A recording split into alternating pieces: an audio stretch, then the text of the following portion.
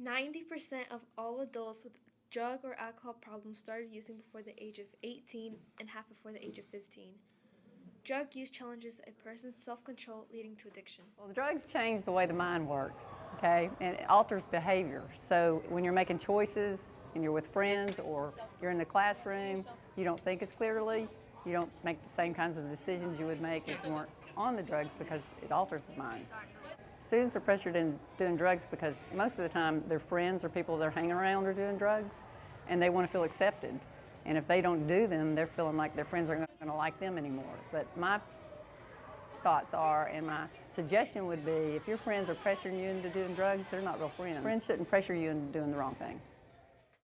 Having drugs at school can lead to suspension, expulsion, and even arrest through juvenile court. It doesn't matter if they're real or fake. It depends upon how they're being presented. If it's a fake that's being presented as a real drug, then you get the same consequences if it was a real drug.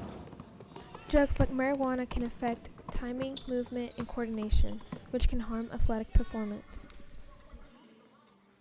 Drugs interfere with student athletics because it hinders their performance. One of the things that drugs tend to do sometimes is either slow it down where an athlete believes it's going to help them, it ends up hindering them. Recently, we've had, I think there's 6 deaths with football, and kids, not football killing them themselves, but it was the stuff they were taking to perform in football.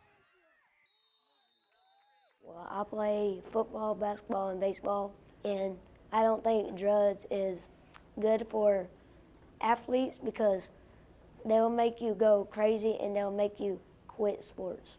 You'll start getting in trouble and letting your team down, and you won't even feel like you're a part of a team no more, and you won't even feel like you have a family.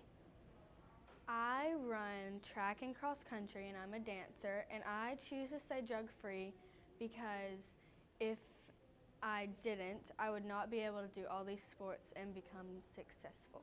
And not everybody understands the long-term effects of drugs, whether it be over-the-counter or whether they be illegal drugs. Because if I did drugs when I got older, I would not be able to play basketball. It would mess with your focus on the court.